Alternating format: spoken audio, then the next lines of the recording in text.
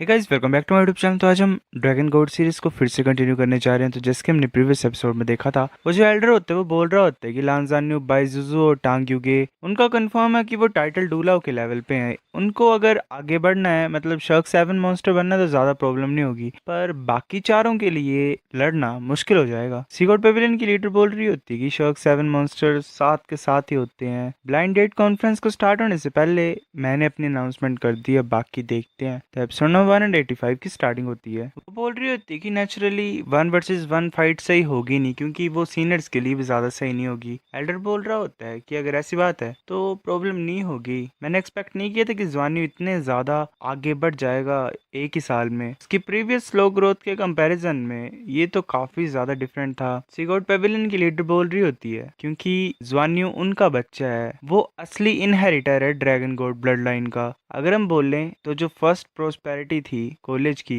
वो टांग सान से आई थी, जो कि फॉर्मर फाउंडर है टांग सेक्ट का और टांग सेक्ट का एंसेस्टर है। फिर जो सेकंड प्रोस्पेरिटी थी वो आइस डूलाओ से आई थी, जिसका नाम वो यू हाउ था। वुलिन थर्ड है, वो ऐसा इंसान था, उसने हमें उस दिन बचाया था, एकेडमी को वो सही रास्ते पे लाया था और फिर काफी ज्यादा अचीवमेंट्स की है एकेडमी ने आगे। अगर फोर्थ टाइम होगा तो वो लांजवान्यू के हाथों में पड़ेगा। बाकियों के कंपैरिजन में सबसे ज्यादा इंपॉर्टेंट चीज इस टाइम पे यही है कि मैं चाहती हूँ कि वो अपने आप को सभी को दिखाए, वो एक तरीके से फाउंडेशन तैयार कर दे कि वो सी गॉड पेविलियन का लीडर बनेगा फ्यूचर में। एल्डर बोल रहा होता है कि ये बुरी बात है कि उसकी अचीवमेंट्स हम ऐसे पब्लिक में नहीं दिखा सकते हैं, वरना पूरी एंटायर फेडरेशन काफी ज्यादा शौक हो जाती। अगर हम प्योरली मेरिट के ऊपर देखें तो वो पास और ज्यादा पास बनते जा रहा है क्राउन की तरफ। सी गॉड पेविलियन की लीडर बोल रही होती है कि नई जनरेशन हमेशा पुरानी से अच्छी होती है, और ऊपर से बात यह है कि ये टाइम हमारा नहीं है, ये टाइम उनका है। एल्डर बोल रहा होता है पेविलियन मास्टर, अगर सिल्वर ड्रैगन प्रिंसेस जाग जाएगी तो वो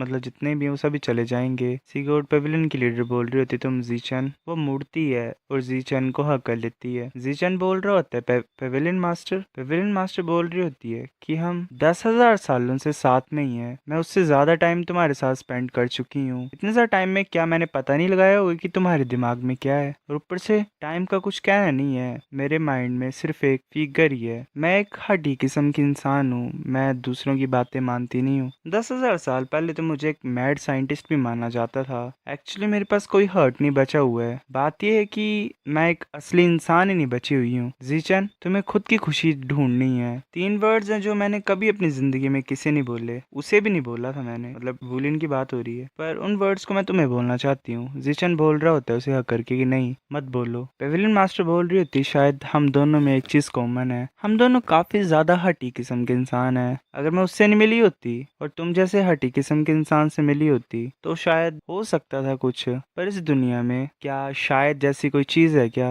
वो मुड़ जाती है और बोलती है कि मैं अब घर जा रही हूँ। जीचन बोल रहा होता है पेविलियन मास्टर, कभी भी उन वर्ड्स को मत बोलना मुझे जो कि है, मुझे माफ कर दो। वो वर्ड्स मेरे को नहीं बोले जा सकते हैं, तुम्हें किसी को भी सॉरी कभी नहीं बोलना है। मैं तुम्हें इसीलिए पसंद करता हूँ क्योंकि तुम हो, बाकी किसी और रीजन की वजह से नहीं। लाइकिंग ही काफी है, मतलब पसंद करना ही काफी है। इस तरीके की पसंद करने ने मुझे इतने ज्यादा लंबे टाइम से सरवाइव कराया एक तरीके से। मेरे पास ऑलरेडी खुशी है। हमें सी गॉड पेविलियन के बाहर का सीन दिखाया जाता है, जो पूरा लेक होता है वो काफी ज्यादा सजा होता है और वो चले होते हैं शिप्स में। जो मास्टर होता है पेविलियन का वो भी वहीं पे प्रेजेंट होता है, हमें वो दिखाई देता है, जो इस जनरेशन का शर्क का 7 मॉन्स्टर भी होता है। वो बोल रहा होता है कि सी गॉड लेक और सी गॉड फेट, मैं आसानी से इन्हें याद कर पा रहा हूँ। उस टाइम पे मैंने सी गॉड ब्लाइंड डेट में पार्टिसिपेट किया था, मुझे नहीं पता कि उस टाइम मैं किससे फेस करूंगा, किससे लड़ाई करूंगा। उस टाइम पे नाना और गुयू एक मर्ज हो गए थे साथ में, और सिर्फ गुयूना ही जो थी वो आखिर में बची थी इस दुनिया में।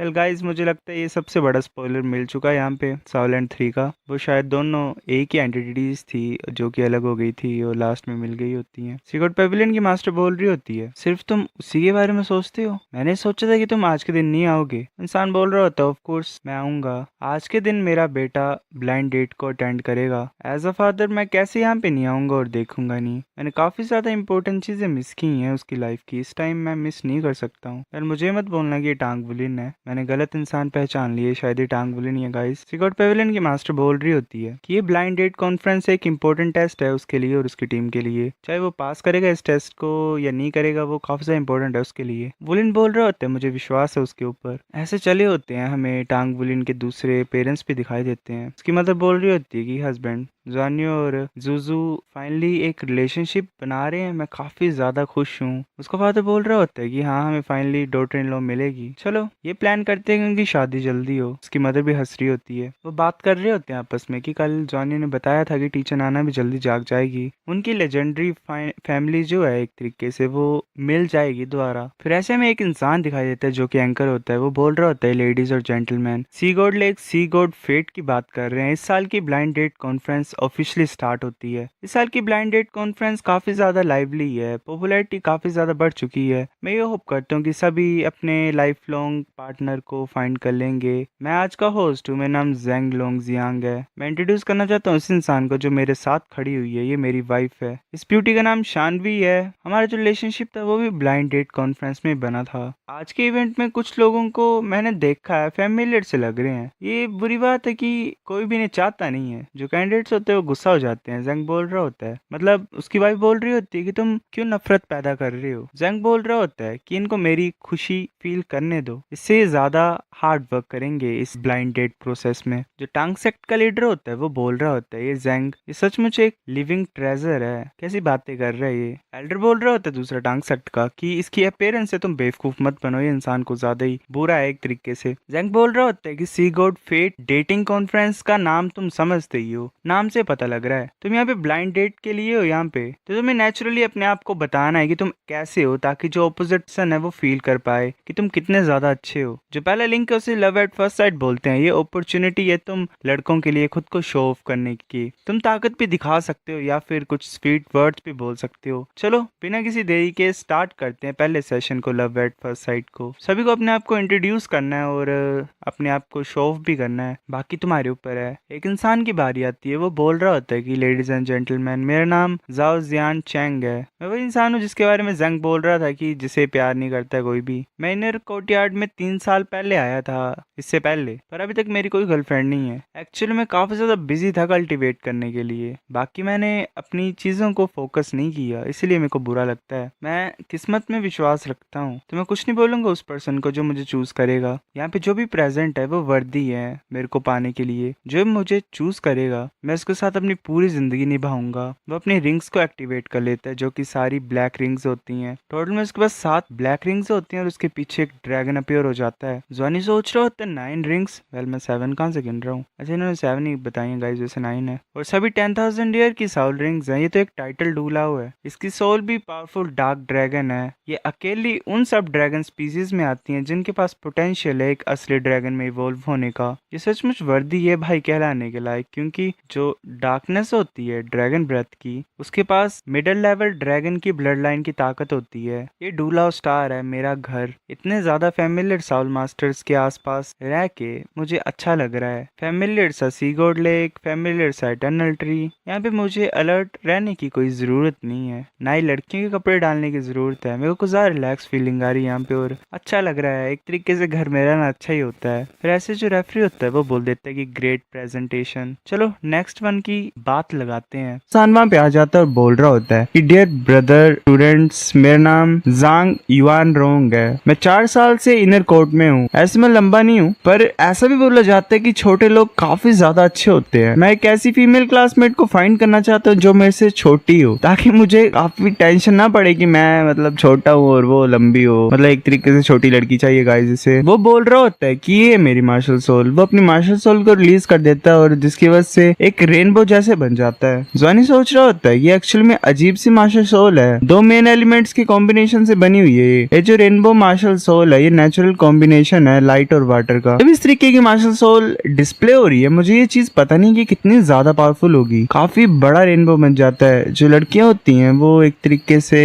काफी ज्यादा एडमायर कर रही होती है उस पावर को। वो इंसान शुक्रिया बोल देता है। फिर से जॉनी आता है। जॉनी बोल रहा होता है कि मेरा नाम लान जॉनी है। हेलो सभी। जो लड़की होती है वो सोच रही होती है कि ये कितना ज्यादा हैंडसम है। जुआन्यू बोलता है कि मैं ब्लाइंड डेट कॉन्फ्रेंस में आज इसीलिए आया हूँ ताकि मैं अपने प्रॉमिस को फुलफिल कर पाऊँ। मेरे पास ऑलरेडी एक लवर है, वो तुम में से एक है बीच में। जब से पहली बार मैंने उसे देखा है उसकी जो इमेज थी वो मेरे दिल में छप चुकी थी। इतने ज्यादा साल साथ में वो हमेशा मेरे साथ रही। मेरी ग्रोथ में उसने मेरा साथ दिया, मेरे एडवेंचर्स में मेरा साथ दिया उसने। जब वो मेरे साथ रहती है तो मेरा दिल शांत, काफी ज्यादा शांत होता है। जो सी गॉड फेट है ये सबसे ज्यादा इंपॉर्टेंट सेरेमनी है हमारी शर्क अकेडमी के लिए और साथ में शर्क अकेडमी के डिसिपल्स के लिए भी। यहाँ पे काफी ज्यादा प्यारे मूवमेंट्स होते हैं प्यार के। यहाँ पे हम अपने एक तरीके से प्यार को सील कर देते हैं, तो इसलिए मैं यहाँ पे हूँ। जो लड़कियां होती हैं वो चुप हो जाती हैं, जो रेफरीज होते हैं वो बोल रहे होते हैं कि कितना ज्यादा अच्छा है बात करने में। वो लड़की तो कुछ ज्यादा खुश हो गई होगी इसकी बातें सुन के। टांगवुलिन सोच रहा होता है सचमुच वर्दी है मेरा बेटा कहलाने के लिए। तभी एक इंसान बोल रहा होता है जूनियर जुआन्यू, इतने ज्यादा कॉन्फिडेंट मत हो तुम्हें डर नहीं है कि तुम्हारी जो चाइल्डहुड स्वीट हार्ट है वो तुम्हें रिजेक्ट कर देगी सी गॉड फेट डेटिंग कॉन्फ्रेंस में। जुआन्यू बोल रहा होता है शुक्रिया ब्रदर मुझे याद दिलाने के लिए, पर वो कभी ऐसा करेगी नहीं। कोई भी उसे मेरे से दूर नहीं कर सकता है। वो सीनियर बोल रहा होता है जूनियर जुआन्यू तुम कुछ ज्यादा घमंडी नहीं हो। जुआन्यू बोल रहा होता है ब्रदर मुझे ऐसे ही गुस्सा मत दिलाओ तुम, और तुम मुझे छोड़ क्यों नहीं रहे हो। चलो इस ब्लाइंड डेट को कंप्लीट करते हैं, क्या लगता है तुम्हें। वो सीनियर सोच रहा होता है ये इंसान इतना सिंपल नहीं है, क्या ये शर्क 7 मॉन्स्टर्स का एक नया पार्ट है क्या। तभी जो रेफरी होता है वो अनाउंस कर देता है कि इतने ज्यादा मतलब ये जो यंग बच्चे हैं अच्छे हैं इसमें, चलो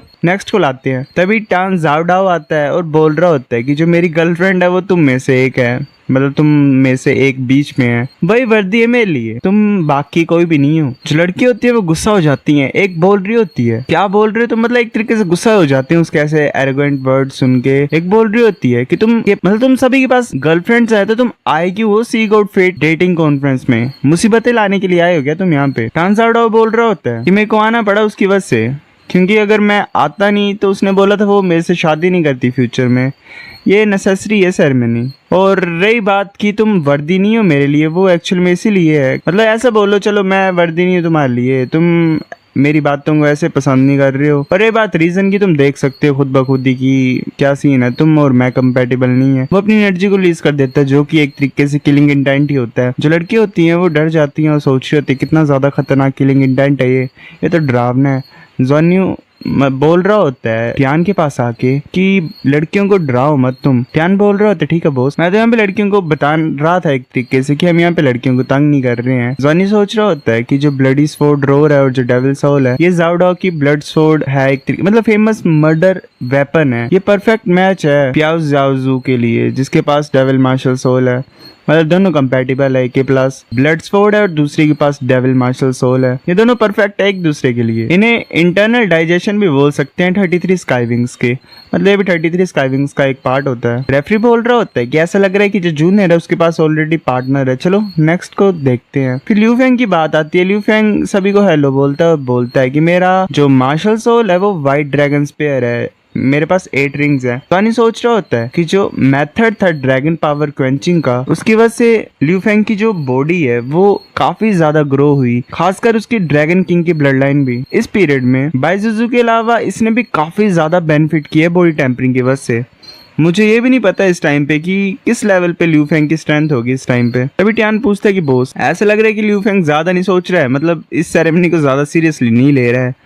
जुआनी बोलता है वेल ये ज्यादातर कल्टीवेशन के ऊपर ही फोकस करता है, ये ज्यादा इन चीजों में सोचता नहीं है ऐसी चीजों में। पर बात वही है ना कि ये इतना स्ट्रांग नहीं जितना ये खुद को सोचता है, हमें इससे बात करनी पड़ेगी बाद में, इसे थोड़ा बहुत यहाँ वहाँ भी फोकस करना पड़ेगा। टियान बोल रहे हो तो बोस तुम तो कुछ ज्यादा कमाल की हो। जुआनी बोलता है कि मेरी तारीफ करना बंद करो, तुम्हारी बॉडी टेम्परिंग ट्रेनिंग कैसे चली हुई है। टियान बोल रहा होता है तुम्हें पता ही है ऑलरेडी कि जो ब्लड स्वॉर्ड है वो किलिंग इंटेंट से एक्टिवेट होती है और जो बॉडी टेम्परिंग है वो भी किलिंग इंटेंट से एक्टिवेट होती है। मेरी बॉडी को किलिंग इंटेंट से टेम्पर करना काफी ज्यादा अनकंफर्टेबल है, मुझे डर है कि मैं पागल हो जाऊंगा अगर मैं ऐसे करता रहूंगा तो टाइम के साथ ही कर सकता हूँ, मतलब मैं धीरे धीरे ही। जुआन्यू बोलता है अच्छा। टियान बोलता है कि फिर भी हम पर्पल डीमन आइज को रिसेंटली प्रैक्टिस कर ही रहे हैं, जो स्पीड है स्पिरिचुअल पावर की इंप्रूवमेंट की वो जरा भी बुरी नहीं है, हम धीरे धीरे स्टेप ले ही रहे हैं। जुआनी बोल रहा होता है कि जाओडाओ मैं रिसेंटली एक एबिलिटी को प्रैक्टिस कर रहा हूँ जिसे गॉड डिस्ट्रॉइंग थंडर भी बोलते हैं, जो कि एक तरीके से सेम है गोड लेवल थंडर डिजास्टर की तरह, जो कि तब होता है जब गोड लेवल मेटल को फोर्ज किया जाता है। बताओ मुझे, क्या मैं उस एलिमेंटल थंडर ट्रिब्यूलेशन को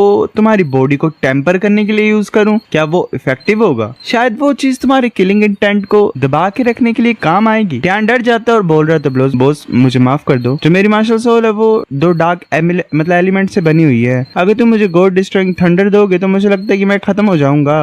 मैं पक्का ही हार्ड मतलब अच्छे से प्रैक्टिस करूंगा। जॉनी सोच रहा होता है कि 33 स्काई विंग्स में ज्यादातर लड़के ही हैं, 2/3 लड़के ही लड़के हैं और बाकी जो है वो लड़कियां हैं। बात ऐसी है कि इंसान ज्यादा और खाना कम है। 1-on-1 भी काफी ज्यादा मुश्किल है ना, मतलब ये दूसरे तरीके में देख रहा था। तभी हमें काफी ज्यादा टाइम बाद युआनन हुई दिखाई देता है। युआनन हुई बोल रहा होता है कि मैं युआनन फैमिली से हूँ। वेल, जो मेरी मार्शल सोल है वो थोड़ी सी कॉम्प्लिकेटेड है, तो मैं ज्यादा डिटेल्स में नहीं जाऊंगा। सिंपल सा बोलता हूँ कि वो एक बोर एरो की टाइप का है। आज मैं ये होप करता हूँ कि जो मेरा एरो है वो किसी दूसरे इंसान के दिल से कनेक्ट हो सकता है। बात यह है कि मैं एक ऐसा इंसान हूँ जो अच्छे से अपने इमोशंस को नहीं बता सकता है, पर आज मेरी अपॉर्चुनिटी आई है मतलब बताने की, तो मैंने हिम्मत की है और मैं यहाँ पे आया हूँ ताकि मैं उसे बता सकूं कि मैं सच में उसे कुछ ज्यादा पसंद करता हूँ और मैं ये होप करता हूँ कि वो भी मुझे प्यार करती होगी। शुक्रिया। पहले इसने भी कोई लड़की ढूंढ ली है गाइस। जॉनी हैरान होकर बोलते, क्या क्या चल रहा है? ऐसा कौन आ गया जिसे ये पसंद करता है? ध्यान बोल रहा होता है युआनन सच में काफी ज्यादा अच्छे से छुपा के रख रहा था चीजों को। तभी क्वान ली युआनन के पास जाके बोल रहा होता है कि युआनन बच्चे तुमने कर दिखाया, तुमने कब उस इंसान को ढूंढ लिया जिसे तुम पसंद करते हो? तुमने क्या कोई सीक्रेट लव या फिर मतलब क्या सीन है तुम्हारा? युआनन बोल रहा होता है मैं तुम्हें क्यों बताऊं? क्वान ली बोल रहा होता है ठीक है, तुम नहीं बताना चाहते तो मत बताओ, मैं बताता हूँ इन्हें कि इंट्रोडक्शन कैसे दी जाती है। अब मैं करता हूँ। वो अपनी एनर्जी को रिलीज कर रहा होता है और गोरिल्ले में कन्वर्ट हो जाता है। जो लड़की होती है वो बोल रही होती है कि ये पागल क्या कर रहा है, ये किस तरीके की स्किल यूज कर रहा है, तो कुछ ज्यादा डरावनी है। जो रेफरी होता है वो बोल रहा होता है ये कुछ ज्यादा नहीं कर रहा है। जॉनी सोच रहा होता है कि ये फाइटिंग मूड में है, ऐसा लग रहा है देख के कि किसी को खा जाएगा। ये यहाँ पे ब्लाइंड डेट के लिए नहीं आया, ये कैसी हरकतें कर रहा है। क्वानली ने एक लात ऊपर उठाई होती है और वो बोल रहा होता है मैं क्वानली हूँ, मैं एक नया मेंबर हूँ इनर कोड का, मैं स्ट्रेंथ में अच्छा हूँ, अटैक्स में अच्छा हूँ और मेरे पास और भी काफ़ी ज़्यादा मिस्टीरियस एबिलिटीज़ हैं, पर तुम्हें मेरे बारे में चिंता करने की कोई ज़रूरत नहीं है। मेरे पास ऑलरेडी एक इंसान है जिससे मैं पसंद करता हूँ। वो हंस रहा होता है। जो लड़कियाँ होती हैं वो चुप हो जाती हैं और कुछ बोलती नहीं है। जॉनी और बाकी भी एम्बेरस फील कर रहे होते हैं। रेफरी बोलता है ब्रदर शांत हो जाओ, क्या कर रहे हो तुम? अगर तुम ऐसा करते रहोगे तो मुझे लगता है जो तुम्हारा लवर है वो तुम्हें छोड़ के चला जाएगा। क्वानली बोलता है ब्रदर क्या तुम मेरी हैंडसम हरकतों से जेलस कर रहे हो? रेफरी गुस्सा होकर बोल रहा होता है कौन जेलस कर रहा है तुमसे? तभी आनंद क्वानली के पास आ जाता है और बोलता है ब्रदर मुझे माफ़ कर दो, पर मुझे ऐसा लग रहा है कि इसका दिमाग ख़राब हो गया है। क्वानली बोलते है क्या क्या बोल रहा है, मैं कुछ ज़्यादा हैंडसम नहीं हूँ, क्या क्या बात कर रहे हैं सारी? तभी आनंद क्वानली को बोलता है कि बड़े हो जाओ, जब सब अपने आप को इंट्रोड्यूस कर देंगे फर्स्ट सेशन में तो जो गर्ल्स होंगी वो डिसाइड करेंगी कौन इंसान सही है कौन नहीं। ये तुम्हारी जजमेंट के ऊपर नहीं होगा। अगर कोई भी लैंप पोस्ट पे नहीं रहेगी लड़की तो इसका मतलब लड़का एलिमिनेट हो जाएगा। अगर तुम ऐसी हरकतें करते रहोगे तो मुझे लगता है कोई भी लड़की लैंप पोस्ट पे रहेगी नहीं, तुम बाहर हो जाओगे। क्वानली बोल रहा होता है क्या वो सभी चल गई? मेरे पास मैंक्विन है अभी भी। आनंद बोल रहा होता है कि तुम लकी होगी तुम्हारे पास मैंक्विन है। क्वानली बोल रहा होता है ऐसा कैसे हो सकता है? जॉनी सोच रहा होता है कि मुझे क्यों एक फादर की जैसी फीलिंग आ रही है यहाँ पे।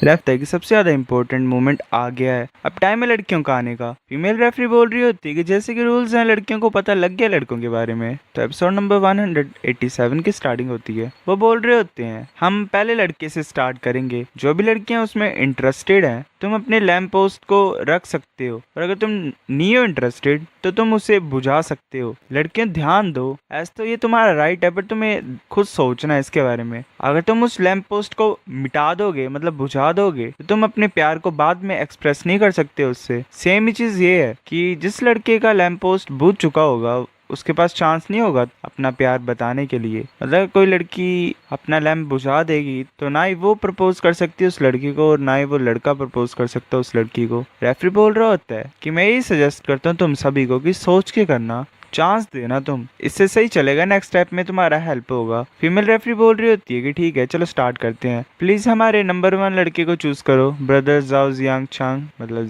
जियान चैंग। वो काफी ज्यादा नर्वस होता है। जो लैम्प्स होते हैं वो एक एक करके बुझ रहे होते हैं। वो सोच रहे होते हैं सारे बुझ के सिर्फ एक लैम्प बचा होता है। वो सोच रहा होता है कि नहीं सही नहीं है, अभी भी एक बचा हुआ है, ये क्या हो रहा है? सभी को पता मैं कौन हूँ, मेरी अपीयरेंस जरा भी बुरी नहीं है, मेरी कल्टीवेशन भी बुरी नहीं है, चाहे कुछ भी हो, एक ही लैम्प बचा सिर्फ मेरे मेरे लिए। रेफरीज भी एकदम से चुप हो जाते हैं। फीमेल रेफरी बोल रही होती है, वेल मैंने सोचा नहीं था ऐसा होगा। वो बोल रही होती है कुछ ज्यादा अनएक्सपेक्टेड सिचुएशन हो गई है, अजीब सी चीज हुई है नंबर 1 मेल प्लेयर के साथ। चलो जैसे कि रूल्स हैं, एक भी लड़की अगर चूज करेगी लड़के को तो वो जा सकते हैं आगे की स्टेज में। तो प्लीज ब्रदर्स जाओ आगे आओ और अपनी लड़की को इनवाइट करो जो कि नंबर 28 है। वो लड़की आ जाती है आगे। रेफरी बोल रहा होता है जैसे कि रूल्स हैं, सी गॉड फेरी को आगे आना पड़ेगा और अपने आप को इंट्रोड्यूस करना पड़ेगा, अपनी थॉट्स को बताने पड़ेंगे। फिर फाइनल चॉइस मेल स्टूडेंट की होगी। अब फेरी नंबर 28 तुम स्टार्ट कर सकते हो। और सेम टाइम पे मैं पूछना चाहता हूँ कि क्या तुम अपनी वेल को हटाना चाहते हो। वो 28 नंबर लड़की बोल रही होती है कि मैं नहीं हटाऊंगी। जाओ जियान चन, मैं अपने आप को इंट्रोड्यूस भी नहीं करूंगी, ना ही मैं अपनी वेल को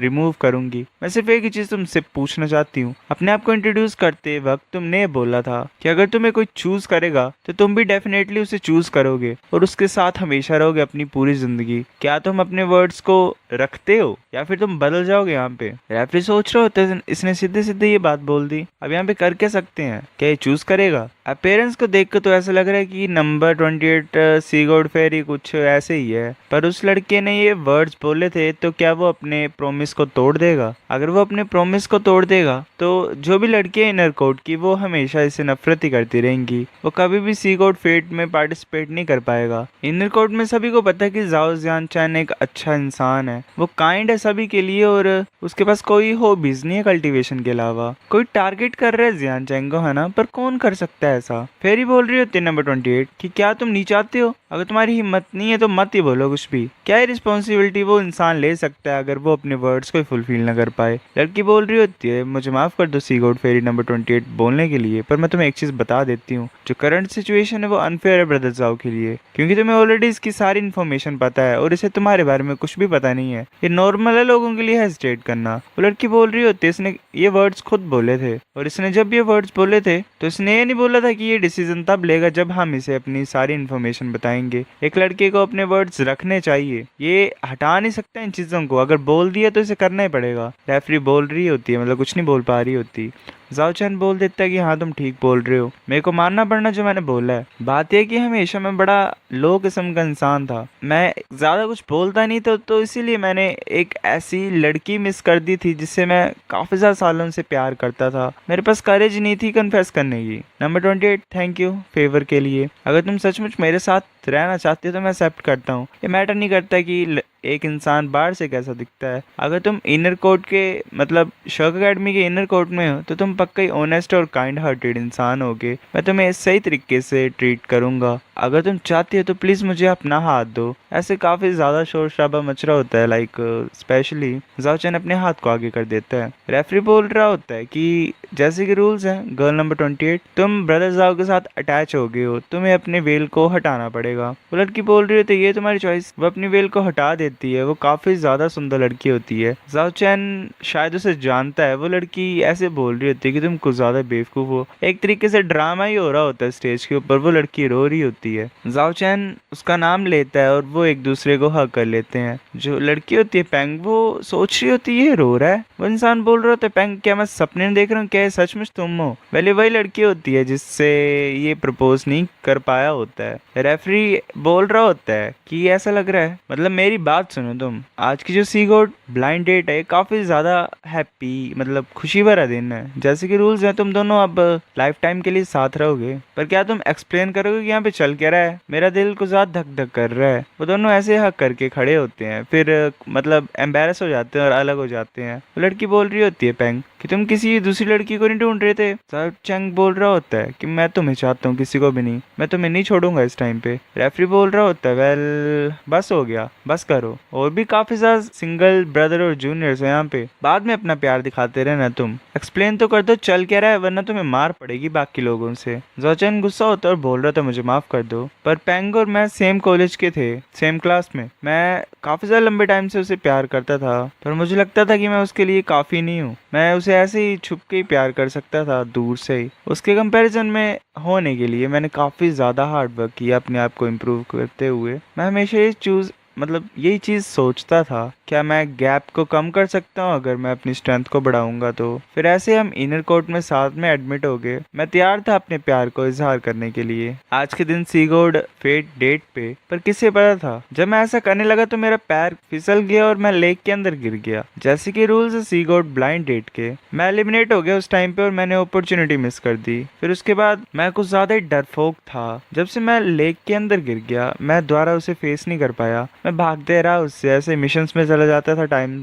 के साथ। जब मैं फाइनली अपने दिमाग को मैंने ठीक कर लिया, मैं वापस आया इनर कोर्ट में। मैं उसे ढूंढना चाहता था और उससे बात करना चाहता था, पर उसने मना कर दिया मुझे देखने के लिए और फिर नेक्स्ट सी गॉड ब्लाइंड डेट को भी अटेंड नहीं किया। बैंक बोल रही थी एक मिनट रुको, मैं तुम्हें बताती हूँ आगे क्या हुआ। तुम बहुत बड़े बेवकूफ इंसान हो। मुझे ये चीज बताओ, जब तुम स्कूल में थे तुम हमेशा मेरी तरफ देखते थे, तुम्हें क्या लगता है मैं नहीं जानती थी तुम ऐसा करते थे? अगर मेरा क्रश नहीं होता तुम्हारे ऊपर तो मैं तुम्हें ऐसे देखने देती? क्या तुम बेवकूफ हो? उस टाइम पे जब मैं तुम्हें देख रही थी तुम कितना ज्यादा हार्ड वर्क कर रहे हो। मैंने भी होप किया कि मैं भी इनर कोर्ट में एडमिट होगी, तो मेरे दिमाग में ज्यादा आइडिया नहीं थे। मैं फाइनली इनर कोर्ट में आ गई और मेरे पास अपॉर्चुनिटी थी सी गॉड ब्लाइंड डेट में आने के लिए। पर तुम पानी में गिर गई मेरे लिए। मैं तुम्हें पीटना चाहती थी उस टाइम पे। मैंने सोचा जब तुम पानी के अंदर गिर गए ब्लाइंड डेट के बाद तो तुम मेरे पास आओगे, पर किसे क्या पता था तुम आए ही नहीं, तुम आओगे नहीं। तुम एकदम से गायब हो गए। इतने गायब हुए कि आधे साल से ज्यादा टाइम हो गया। तुम्हें पता मेरे ऊपर क्या बीत रही थी? जाओ बोल रहा होता है। मैं इसीलिए तुमसे दूर हुआ क्योंकि उस टाइम पे मुझे ऐसा लगा था कि तुमने किसी और इंसान को चूज कर लिया था।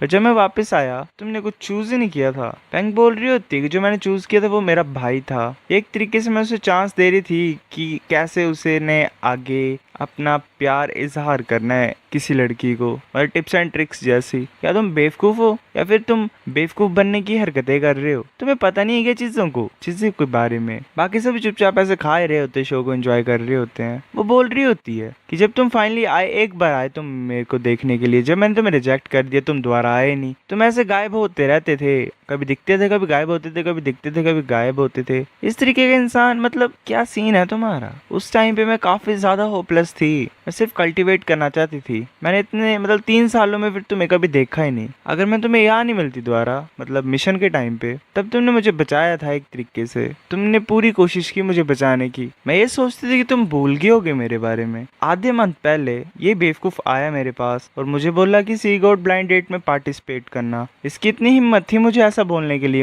अटेंड करवाने के लिए, पर इतनी हिम्मत नहीं पड़ी ये बोलने के लिए कि ये मुझे पसंद करता है। कितना ज्यादा सिंपल सी चीज थी बोलना ये। तुम्हें पता है कितने ज्यादा डेस्परेट मैंने फील किया हर टाइम। मैं सच में तुम्हें खत्म कर देना चाहती हूँ चांटा मार के। क्या इंसान हो तुम? और फिर यहाँ पे आगे तुम ये बकवास कर रहे हो कि तुम उस इंसान को चूज करोगे जो तुम्हें चूज करेगा पहले। मेरे को भूल जाना चाहते हैं तुम? क्या इंसान हो तुम? जाओ। कुछ नहीं बोल पा रहा होता। पैंक बोलती है कि अभी अगर तुम्हारे पास करेज नहीं होती अपने प्रॉमिस को भी रखने की तो तुम हमेशा के लिए मुझे खो देते। ये तुम्हें पता है। रेफरी बोल रहा होता है ब्रदर जाओ, ये समय है थोड़ा सा अब हिम्मत दिखाने का। तुम्हें अब यहाँ पे वीकनेस नहीं दिखानी है इतने ज्यादा सालों से जो तुम दिखा रहे थे। आज के दिन सभी टीचर्स और सभी के सामने अगर तुम इस लड़की को कुछ बोलना चाहते हो तो तुम्हें बोल देना चाहिए। जाओ बोल रहा था पैंक मुझे माफ कर दो, सब कुछ मेरी गलती है। मैं यही सोचता था कि मैं सबसे कमजोर हूँ, मैं सबसे इंफीरियर इंसान हूँ, इसलिए मेरे पास हिम्मत नहीं आई अपनी फीलिंग्स को तुम्हें बताने के लिए। इसी वजह से मैंने इतने ज्यादा साल वेस्ट कर दिए। मैं काफी ज्यादा तुम्हें पसंद करता हूँ। जब मैंने पहली बार तुम्हें देखा था तब से मुझे तुम पसंद हो। उसके बाद मैं तुम्हें और ज्यादा पसंद करने लग पड़ा। फिर ऐसे टाइम के साथ मुझे तुम्हारे साथ प्यार हो गया। पर बात यह, जब मैंने इस ब्लाइंड डेट को अटेंड करने के लिए मैं आया था, मैं ये सोच रहा था अगर कोई मुझे चूज करने के लिए तैयार हो जाएगा तो मैं तुम्हें भूलने की कोशिश करूंगा। पर मैंने जब तुम्हें दोबारा देखा तो मैंने ये रियलाइज किया कि ये चीज तो इम्पॉसिबल है, ये हो ही नहीं सकता। मेरा दिल ऑलरेडी तुम्हारी फीलिंग्स से भरा हुआ है, बाकी लोगों के लिए तो कोई जगह ही नहीं है। पैंक शुक्रिया शुक्रिया मेरा इंतजार करने के लिए। पैंक बोल रही होती मुझे माफ कर दो, मुझे गुस्सा तो होना नहीं चाहिए तुम्हारे ऊपर। अगर मैं इतनी ज्यादा स्ट्रांग नहीं होती, अगर मैं ब्रेव होती और अगर मैंने इनिशिएटिव लिया होता तुम्हें ढूंढने का तो चीजें ऐसी होती नहीं। एक्चुअली में तुम कभी भी डरपोक थे ही नहीं। एक इंसान जिसने अपनी जिंदगी लगा दी मुझे बचाने के लिए, वो कैसे डरपोक हो सकता है? उसके बाद मैंने एक तरीके से अपने आप को शांत किया। मैंने अपना मन बना लिया था कि मैं तुम्हें पकड़ूंगी इस टाइम, चाहे कुछ भी हो जाए। अगर तुम इनिशिएटिव नहीं भी लोगे तो मैं खुद ब खुद इनिशिएटिव लूंगी ताकि कभी भी मुझे तुम्हें दोबारा दोबारा छोड़ने का मौका ना मिले। फिर ऐसे वो लास्ट टाइम हक कर लेते हैं और फाइनली उन दोनों का हो जाता है सिस्टम क्लियर। वहाँ पे एंकर होते हैं, उनमें से एक बोल रहा होता है कि स्टार्टिंग ही काफ़ी ज़्यादा अच्छी थी। मैंने ये सोचा था कि पहले टाइम मतलब जो पहला इंसान है उसी के साथ ही ऐसा हो जाएगा, इतनी ज़्यादा ड्रामेटिक चीज़ें होंगी, ये तो काफ़ी ज़्यादा अच्छी चीज़ थी। वुमेन बोल रही होती है वो एंकर कि चलो हमारे सेकंड मेल गेस्ट की तरफ मूव करते हैं। जो सेकंड इंसान होता है वो आ जाता है और बोलता है कि जो मेरे ब्रदर की बातें थी वो काफ़ी ज़्यादा अच्छी थी। अगर मैं अपनी मतलब मैं किसी लड़की को ढूंढ लूँ जिससे मैं प्यार करता हूँ तो मैं उसके साथ हमेशा रहूँगा, चाहे कुछ भी हो जाए, मैं कभी उससे दूर नहीं जाऊँगा। जो एंकर होती है वो बोल रही होती है कि सी गॉड फेरीज प्लीज़ अपनी चॉइस करो। ये लड़का, इसका नाम जांग युआन रोंग है, वो ऐसे बोल रही होती है कि ज़रा भी बुरा नहीं है, 4 फेरीज ने अपना लैंप पोस्ट जांग युआन रोंग के लिए छोड़ा हुआ है। फिर ऐसे जो एंकर होता है वो बोलता है कि ठीक है नेक्स्ट वन के लिए मूव करते हैं, जो कि अभी अभी इनर कोर्ट में प्रमोट हुआ है, लान ज़ान्यू।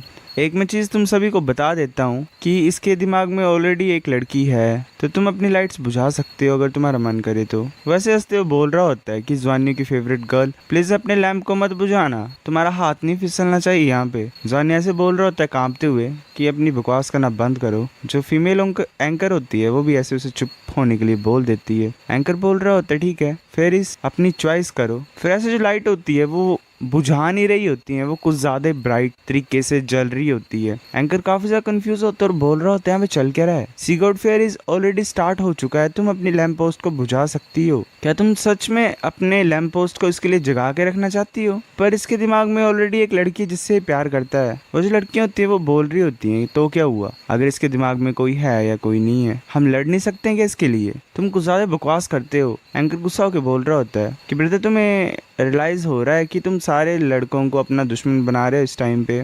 ज़ानी बोल रहा होता है मेरी इतनी हिम्मत नहीं है, प्लीज़ मुझे माफ़ कर दो। वो सोच रहा होता है मैं यहाँ पे चीज़ें ज़्यादा ख़राब करना नहीं चाहता, मैं सिर्फ जिजू को लेके यहाँ से जाना चाहता हूँ, ये तो चीज़ें मेरे लिए मुश्किल होती रह रही हैं। फिर ऐसे वो बोलता है एंकर कि नंबर 3 के लिए इतना ही है, नंबर 4 के लिए स्टार्ट करते हैं, सिर्फ एक लैंप पोस्ट बची होती है उसके लिए। वो जो इंसान होता है वो सोच रहा होता है मैं तो काफ़ी ज़्यादा अनलकी हूँ, बॉस के सामने मैं तो कुछ भी नहीं हूँ, मैं अगली हूँ तो क्या हुआ। फिर ऐसे फीमेल एंकर बोलती है कि जिस लड़की ने अभी तक अपना लैंप नहीं बुझाया वो सामने आ जाओ। वो इंसान ऐसे बोल रहा होता है जाओ यू, मुझे पता था तुम मुझे पिक करोगी। वैसे बोल रहा होता है मैं पहले सोचता था कि तुम इतने ज्यादा अच्छे नहीं हो, पर आज मुझे फीलिंग आ रही है कि तुम कुछ ज्यादा अच्छे हो। मैं ये गैस कर सकता हूँ कि तुम ही अकेली लड़की है जो मुझे पसंद कर सकता है। जायू मेरे पास आ जाओ। जायू गुस्से से बोल रही होती है कि तुम्हारी इतनी हिम्मत, क्या मैं काफी नहीं हूँ तुम्हारे लिए? क्या क्या बकवास कर रहे हो तुम यहाँ पे? वो इंसान बोल रहा होता है कि नहीं ये मतलब नहीं था मेरा, तुम ऐसे क्यों लड़ाई करने के लिए हर मतलब क्यों गुस्सा क्यों कर रहे हो तुम यहाँ पे? जायू बोल रही होती है कि मैं गुस्सा कर रही हूँ, ठीक है तुम मेरे साथ रहना चाहते हो तो मुझे हराओ पहले। वैसे अपनी पावर को रिलीज कर रही होती है, वैसे अपना अटैक कर रही होती है उस लड़के की तरफ। जो एक स्लैश होता है एनर्जी का वो उसकी तरफ जा रहा होता है। वो लड़का हंसता है और अपनी स्वॉर्ड से एक स्लैश करता है। जो दोनों के स्लैश होते हैं वो आपस में टकराते हैं और जो एनर्जी होती है वो खत्म हो जाती है। जो फीमेल एंकर होती है वो बोल रही होती है कि इस बार के जूनियर स्टूडेंट्स काफी ज्यादा डरावने हैं। मेल जो एंकर होता है वो बोल रहा होता है कि जूनियर्स इनर कोर्ट के डिसिपल्स हैं, तो ये हाँ काफी ज्यादा स्ट्रॉन्ग इंसान है। जॉनी अपने सर पे हाथ मार के बोल रहा होता है कि क्या कर रहे हो तुम, आज ब्लाइंड डेट है, तुम बाद में लड़ सकते हो जब तुम घर जाओगे तो वहाँ पे लड़ना तुम। लड़का बोल रहा होता है तुमने सुना बॉस ने बोल दिया है, क्या करना चाहते हो अब तुम? जायू बोल रही होती है मैं तुमसे शादी तब तक नहीं करूंगी जब तक तुम मुझे हरा नहीं देते हो। चलो वेट करते हैं बॉस का, फिर जब वो ब्लाइंड डेट पे जाएंगे तो। फिर ऐसे वो जो होता है लड़का वो जायू के हाथ को पकड़ के वहाँ से जा रहा होता है और बोलते ठीक है प्लीज मेरे साथ चलो अब चुपचाप। जानी ऐसे ही उन्हें जाते हुए देख रहा होता है। तभी हमें कॉन्ली दिखाई देता है। वो बोलता है कि मैं क्या करूँ, क्या मैंक्विन सच में डर रही है मुझे चूज करने के लिए? यूएनएन बोल रहा होता है कि ठीक है सब कुछ ठीक है, तुम्हें बस माफी मांग लेनी है जब तुम्हारा टाइम आएगा तो। जानी देख रहा होता है वहाँ भी, मतलब बेचारा एक तरीके से गार्डन की तरह हरकतें कर रहा है, इधर भी तमाशे कर रहे हैं इसके बच्चे, उधर भी तमाशे कर रहे हैं। कॉन्ली बोल रहा होता है क्या मैं बस शो ऑफ ही कर रहा था, ये एक तरीका नहीं था अपने आप को प्रूव करने का, क्या ये सच में शर्म की बात थी? यूएनएन बोल रहा होता है कि मैं तुम्हारा भाई हूं, मैं झूठ नहीं बोलूंगा, शर्म की बात थी। कॉन्ली ऐसे ही काफी हैरान हो जाता है। फिर ऐसे एंकर बोलते ठीक है अब नेक्स्ट लैंप पोस्ट की बारी है जूनियर कॉन्ली की। पहले हाँ तुम्हें याद है वो वही इंसान है जो एकदम से गोरिल्ले में बदल गया था। कॉन्ली गुस्सा होता है, जो भी सारे लैंप होते हैं वो बुझ जाते हैं। कॉन्ली काफी ज्यादा हैरान होता है, उसका दिल टूट जाता है। वो सोच रहा होता है क्या मैंक्विन भी गिव अप कर रही है मेरे ऊपर? तभी जो फीमेल एंकर होती है वो हैरान हो जाती है क्योंकि एक लाइट जल रही होती है। मेल एंकर बोलते कि वाह ये सचमुच ट्रू लव है, प्लीज आ जाओ यहाँ पे। युआनन बोल रहा होता है कि इस सिचुएशन में मैंक्विन फिर भी तुमसे प्यार करती है। ऐसे ही क्वानली आगे जा रहा होता है और हमें मैंक्विन दिखाई देती है काफी ज्यादा टाइम बाद, और वो एक्चुअल में काफी ज्यादा सुंदर लग रही होती है इस टाइम पे। वो एक दूसरे के सामने होते हैं, ऐसे मैंक्विन देख रही होती है क्वानली को। एक इंसान बोल रहा होता है कि इस लड़की में इतनी हिम्मत कैसे कि इस बेवकूफ इंसान को चूज कर रही है। दूसरा बोल रहा होता है मैंने एक्सपेक्ट नहीं किया था कि हमारे स्कूल में इतनी ज्यादा सुंदर लड़की होगी। तीसरा बोल रहा होता है क्या किस तरीके की ट्रिक्स यूज की है इसने इसको पटाने के लिए। क्वानली काफी ज्यादा ब्लश मार रहा होता है। मैंक्विन क्वानली को देख के हंस पड़ती है। क्वानली ऐसे बोल रहा होता है मैंक्विन तुम कुछ ज्यादा सुंदर लग रही हो आज, और हाँ मुझे माफ कर दो, मैं थोड़ा मतलब शर्म कर रहा हूँ यहाँ पे। मैंक्विन हंसती है और बोलती है कि सब कुछ ठीक है, मुझे पता है कि तुमने वो चीजें सिर्फ अपने आप को प्रूव करने के लिए की थी। तुम्हारी पर्सनैलिटी हमेशा से सेम रही है, वो जरा भी चेंज नहीं हुई। ये पार्ट है तुम्हारी, ये बताती है कि तुम हो, ठीक है। ऐसे फिर मेल एंकर बोल रहा होता है कि ये जूनियर काफी ज्यादा ब्रॉड माइंडेड है। मैंक्विन बोल रही होती है कि नहीं ये बेवकूफ ब्रॉड माइंडेड है, मैंने जो इसके लिए किया वो कुछ भी नहीं है जो इसने मेरे लिए किया आज तक। इतने ज्यादा इंपॉर्टेंट मोमेंट में आज के दिन मैं कैसे गुस्सा कर सकती हूँ इसके ऊपर, वो भी इतनी छोटी सी बात के लिए। चाहे बाकी कुछ भी सोचें, मेरे दिल में ये बेस्ट है। ऐसे क्वानली कुछ ज्यादा ब्लश मार रहा होता है। मैंक्विन फिर बोल देते है क्वानली काफी टाइम मैंने खुद से ज्यादा तुम पे विश्वास किया है। जब मुझे थोड़ा सा ऐसे लगता था कि चीजें नहीं करनी है तब तुम हमेशा मेरे साइड रहे। जब मैं खतरे में थी तुम मेरे साइड रहे। तुम मेरे साथ तब थे जब मेरे अंदर कुछ ज्यादा ही कमियां थी। मुझे पता नहीं कि प्यार के बारे में कैसे बात करते हैं, मुझे ये नहीं पता कि मैं तुम्हारी अच्छी गर्लफ्रेंड बन सकती हूँ या फिर अच्छी वाइफ बन सकती हूँ फ्यूचर में, पर मैं तुम्हारी हर एक इच्छाओं को, तुम्हारी हर एक सोच को फील कर सकती हूँ जो तुम्हारी मेरे लिए है। आज सभी देख रहे हैं तो मैं तुम्हें बताना चाहती हूँ कि मैं तुम्हारे साथ रहना चाहती हूँ। मेरे दिल में तुम ही बेस्ट हो। क्वानली ऐसे रोने को हो जाता है, बोलता मैंक्विन आज के पहले मुझे पता ही था कि हम एक दूसरे को चूज करेंगे, पर मैंने इमेजिन नहीं किया था कि चीजें इस तरीके से जाएंगी। मतलब 7 साल हो गए हैं जब से मैं तुमसे मिला हूँ। ऐसे हमने एक दूसरे से क्लियर कर लिया था कि हम साथ में रहेंगे, पर जो भी मतलब ऐसे लव बर्ड्स तुम काफी ज्यादा कम बोलती थी। मैंने एक्सपेक्ट नहीं किया था कि तुम आज ऐसा करोगे। वैसे बोल देते मैंक्विन मैं ऐसे काफी ज्यादा मतलब जो लोग होते हैं वो खुशी से देख रहे होते हैं, सुन रहे होते हैं। मैंक्विन को वो उठा लेता है और बोलता है कि मैंक्विन मैं तुमसे प्यार करता हूँ। फिर ऐसे ही सभी काफी ज्यादा खुशी से चीयर कर रहे होते हैं। क्वानली ने मैंक्विन उठाई होती है। क्वानली हंसते हुए बोल रहा होता है कि ठीक है शुक्रिया सभी तुम्हारी ब्लेसिंग्स के लिए। मैंक्विन बोल रही होती है कि चलो यहाँ से चलते हैं, वो उसे वहीं से उठा के ले चलता है। फिर जो एंकर होता है वो हंसते हुए बोल रहा होता है कि हमारी सी गोड ब्लाइंड डेट तो काफी ज्यादा कमाल की है इस साल। फीमेल एंकर भी बोल रही होती है हाँ काफी ज्यादा कमाल की है। चलो अब सेकंड पार्ट को स्टार्ट करते हैं, लव एट सेकंड साइड को। जो एंकर होती है वो अनाउंस कर रही होती है। अब नेक्स्ट हम सेकंड आर्ट को स्टार्ट करेंगे, लव एट सेकंड साइड। इस पार्ट में लड़के को फेस टू फेस बात करनी है, मतलब लड़की के सामने आना है जिसने लैंप पोस्ट रखी होगी उस लड़के के लिए, और पूछना है कुछ। जो गर्ल्स हैं जिसने उस लड़के को चूज किया है वो अपनी वेल को हटा सकते हैं और अपनी शक्ल दिखा सकते हैं उस लड़के को। ये जो इंक्वायरी है ये जब खत्म हो जाएगी तब जो लड़कियां हैं लैंप पोस्ट रखना चाहती हैं वो नेक्स्ट पार्ट में जा सकती हैं, मतलब बातचीत जैसी होनी है इसमें। मेल एंकर बोल रहा होता है गर्ल्स ये चीज याद रखो, तुम अपनी लैंप पोस्ट को सिर्फ एक ही लड़के के लिए रख सकते हो, इसलिए तुम्हें अपनी चॉइस अच्छे से रखनी है क्योंकि ये जो फाइनल आउटकम है उसे डिसाइड करेगी तुम्हारे सी गोड ब्लाइंड डेट के लिए। चलो पहले लड़के से स्टार्ट करते हैं जो कि नंबर 2 था, जांग युआन रोंग। एंकर बोल रही होती है हर एक लड़की के क्वेश्चन पूछ सकती है। क्वेश्चन पूछने टाइम तुम डिसाइड कर सकते हो कि तुम वेल को हटाना चाहते हो स्टेज पे या फिर नहीं।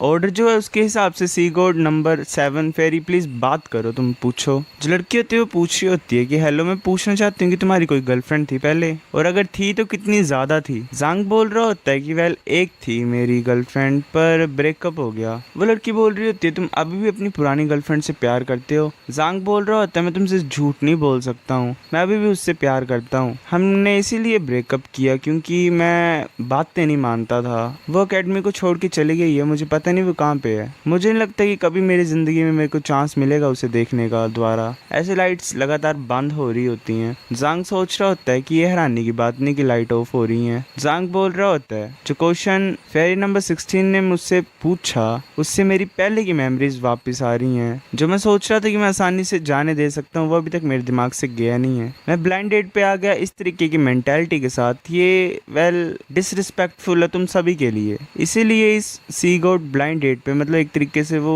लीव करने की बात करने लगा होता है, तभी कोई बोलता है वेट करो। जांग सोच रहा होता है ये आवाज। तभी एक लड़की वहां पे आ जाती है और बोलती है कि जांग यूरोंग, मैंने एक collective sky fighter level 7 mission को कंप्लीट कर लिया है और मुझे भी इनर कोर्ट में एडमिट कर लिया गया एक स्पेशल एक्सेप्शन के थ्रू, तो मैं वापस आ गई हूँ। ये सुन के जांग को ज्यादा इमोशनल हो जाता है। सो गाइस ये एपिसोड को हक कर लेते हैं। जांग बोल रहा होता है कि चाउकी ये मेरी गलती थी, सब जो पहले हुआ क्या तुम मुझे माफ कर सकते हो। चाउकी बोल रही होती है यू आर रॉन्ग, मैं तुम्हें कुछ ज्यादा मिस कर रही थी। एंकर बोल रही होती है वेल इनकी ज़िंदगी में लिखा ही था कि ये साथ में रहेंगे 100 से भी ज़्यादा सालों के लिए। कॉन्ग्रेचुलेशन जांग यूरोंग और चाउकी, तुम्हें सही मैच मिला, मतलब सही हुआ सब कुछ। वो ऐसे बैकग्राउंड में रो ही रहे होते हैं कि मैं तुम्हें कभी भी नहीं छोड़ूंगी दोबारा, मतलब कभी एक दूसरे को हम नहीं छोड़ेंगे। फिर ऐसे ही नेक्स्ट जो दोबारा ज्वानियू का नंबर लगता है, ज्वानी आ जाता है आगे और बोल रहा होता है कि मैं तुम सभी को शुक्रिया बोलना चाहता हूँ तुम्हारे प्यार के लिए, पर मैंने ऑलरेडी उस लड़की को ढूंढ लिया जिसे मैं प्यार करता हूँ और मेरी ज़िंदगी मेरी किस्मत सब उसके साथ ही लिखी हुई है। मैं आज सिर्फ ब्लाइंड डेट में इसलिए पार्टिसिपेट कर रहा हूँ ताकि कोई रिग्रेट ना हो मेरी ज़िंदगी में, तो प्लीज़ मुझे माफ़ कर दो। एंकर बोल रहा होता है कि वेल प्रोसेस को फिर भी कंप्लीट करना ही पड़ेगा, आओ आगे क्वेश्चनिंग को स्टार्ट करते हैं, जो तुम पूछना चाहते हो वो पूछ सकते हो। एक लड़की बोल रही होती है कि तुमने बोला तुम्हारे पास ऑलरेडी गर्लफ्रेंड है या फिर तुम ऐसे शो कर रहे हो, क्या वो इतनी ज़्यादा अच्छी है। ज्वानी बोल रहा होता है मेरे दिमाग में वो बेस्ट है। एक लड़की बोल रही होती है तुम वेल एक से ज़्यादा गर्लफ्रेंड रखना चाहते हो। ज्वानियो हैरान होकर सोच रहा होता है एक ऐसा क्वेश्चन है। वो बोल रहा होता है कि मेरे पास बड़ा दिल नहीं है, मैं सिर्फ एक को ही अपने दिल में रख सकता हूँ। एक लड़की बोल रही होती है तुम्हारा सपना क्या है। ज्वानियो बोल रहा होता है मैं गोल्ड रेलम को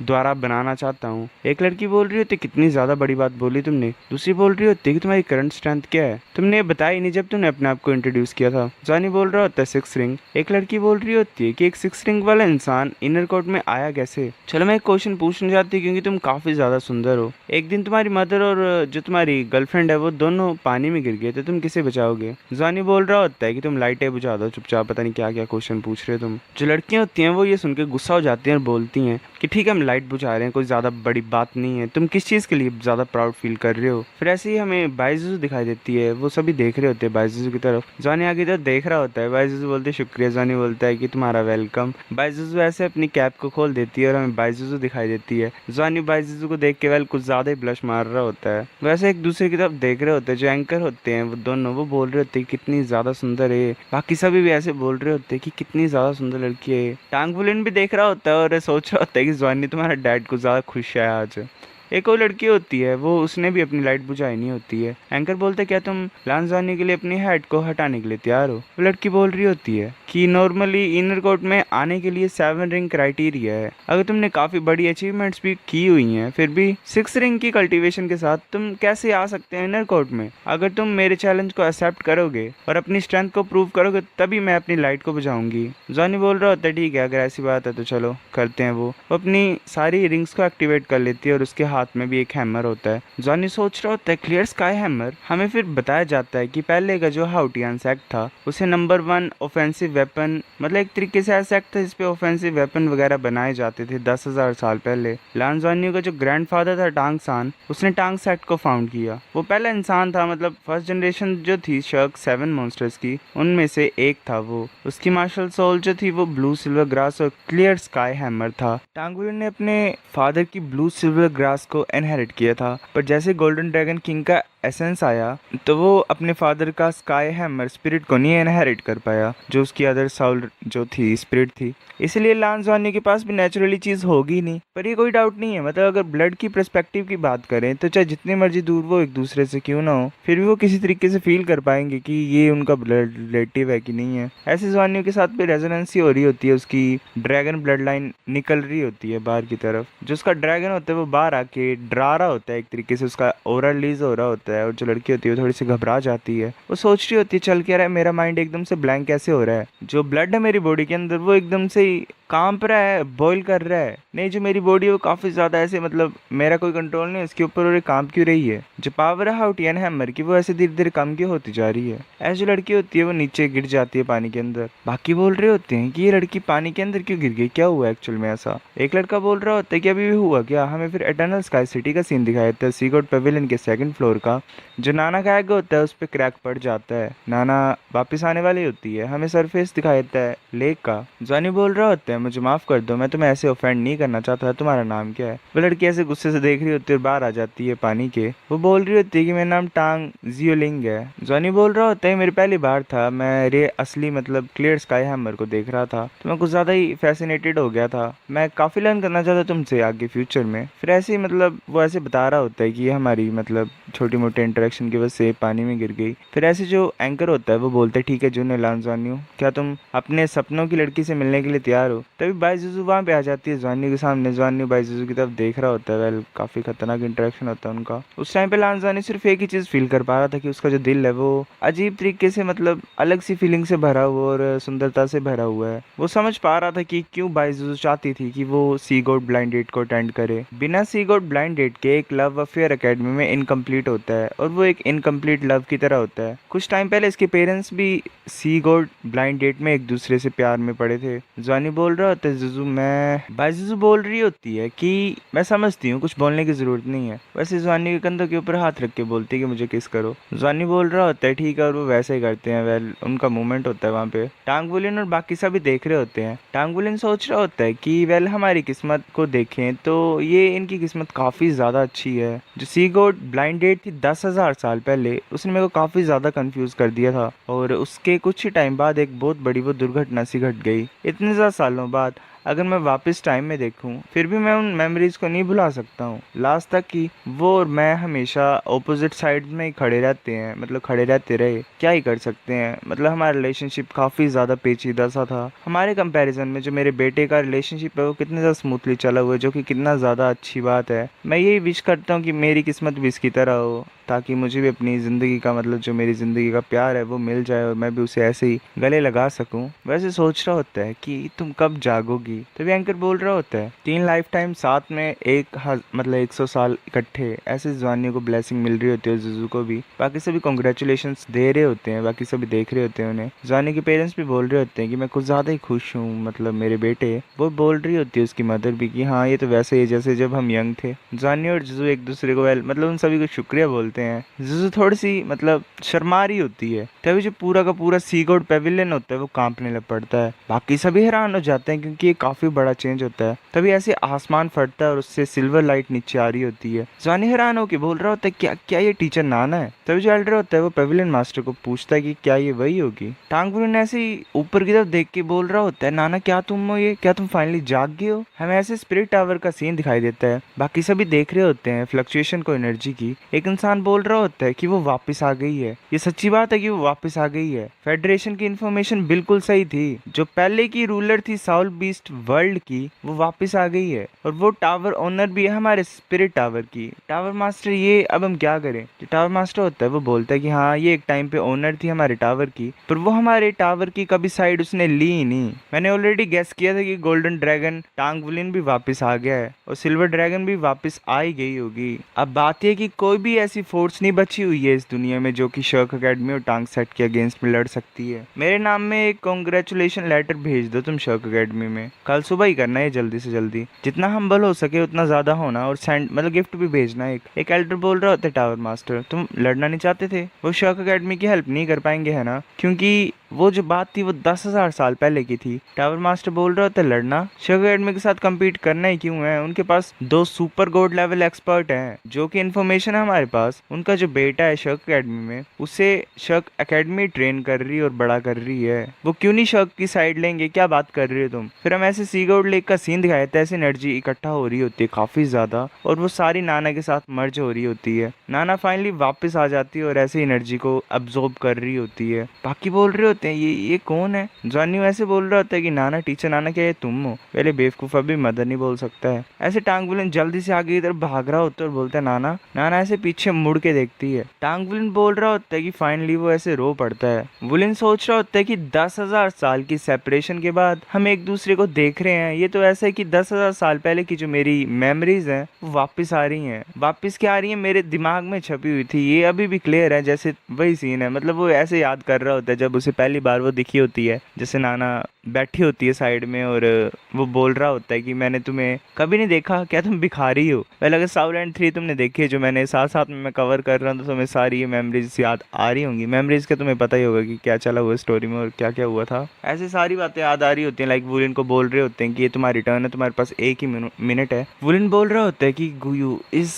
दुनिया में एक ही लड़की से मैं प्यार करता हूँ और वो तुम हो, तुम भी मुझे प्यार करते हो। गुयू ऐसे रो रही होती है। वुलिन बोलता है कि मुझे सिर्फ तुम्हारे आंसर को जानना है, वो आंसर जो तुम्हारे दिल में है। झूठ मत बोलना मेरे सामने, मेरी आंखों के सामने, मेरे खून के सामने। मैं फील कर सकता हूँ कि तुम झूठ बोल रहे हो कि सच बोल रहे हो। फिर ऐसे गुयू बोलती है मैं, और वो एकदम से ही गायब होने लग पड़ती है। वुलिन ऐसे देख रहा होता है उसकी तरफ और ऐसे देखते देखते गुयू वहीं पे ही गायब हो जाती है। शायद इनकी मर्जिंग वाला कुछ सीन था, गुयू नाना के साथ मिक्स हो जाती है। गुयू मतलब वुलिन का सेम सीन होता है, लाइक सेपरेशन हुई होती है उनकी, काफ़ी ज़्यादा दुख दर्द वाली कहानी होती है और एंड में फाइनली उसे नाना मिल रही होती है। वैसे देख रहा होता है नाना की तरफ, वो बोल रहा होता है कि तुम्हें पता है इन 10,000 सालों में मैंने एक नई स्किल लर्न की है, वो ये कि मैं गाना गा सकता हूँ। काफ़ी ज़्यादा लोगों के लिए गाना गाता था और वो पसंद करते थे इसे, पर वो चीज़ मेरे को उससे कोई मतलब ही नहीं है। जो इम्पोर्टेंट चीज़ है वो ये है कि मैं सिर्फ एक गाना तुम्हारे लिए गाना चाहता था और मैं ये होप करता हूँ कि तुम इस गाने को पसंद करोगे।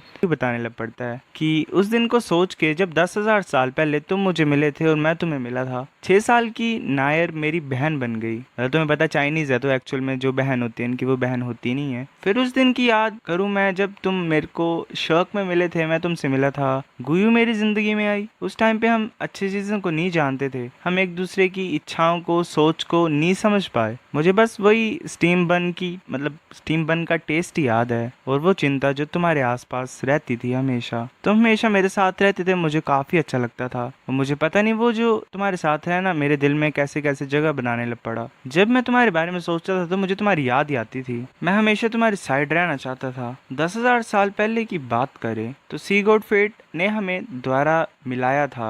तब तुम दोनों थी, न्यायर भी थी और गुयू भी थी। तुमने मुझे बोला कि जो बेट है उसको जीतो मत, पर तुम जीत गए, तुम मेरे दिल को जीत गए और मैंने कम्प्लीटली अपना दिल तुम्हें दे दिया। शायद ये हो सकता है कि हमारा दुख उसी दिन से शुरू हुआ था, क्योंकि उस टाइम से फिर नायर और गुयू एक नहीं रहे, सिर्फ मैं और सिल्वर ड्रैगन ही बचे थे। तुम अपनी मेमोरीज को खो बैठे मुझे बचाने के लिए, पर फिर भी तुम मेरी साइड में रहे। जब मैं सबसे ज्यादा पेन में होता था तो तुम हमेशा मेरे साथ रहती थी। जब भी मेरे लिए रास्ता मुश्किल था तुम हमेशा मेरे साथ रहे उस मुश्किलों को खत्म करने के लिए। मैं अपने आप को काफी ज्यादा हेट करता था कि मैं इतना ज्यादा स्ट्रॉन्ग क्यों नहीं हूँ, मैं उन लोगों को क्यों नहीं प्रोटेक्ट कर पा रहा हूँ जिनसे मैं प्यार करता हूँ। क्यों किस्मत इस तरीके की गेम खेल रही थी हमारे साथ, हमारे लिए चीजें क्यों मुश्किल बना रही थी वो। पर अब मुझे कोई दुख नहीं है, मेरे को दुख था ही नहीं। अगर प्यार मुश्किल भी है फिर भी मैं दोबारा से शुरू कर सकता हूँ। मैं तुम्हारे साथ रहना चाहता हूँ, मैं तुम्हें कभी नहीं छोड़ूंगा। 10,000 साल तो गुजर चुके हैं, मुझे पता नहीं था कि आईसी बैरियर कब हमें अलग कर देगा दोबारा। 10,000 साल पास हो चुके हैं पर हमारे जो प्यार का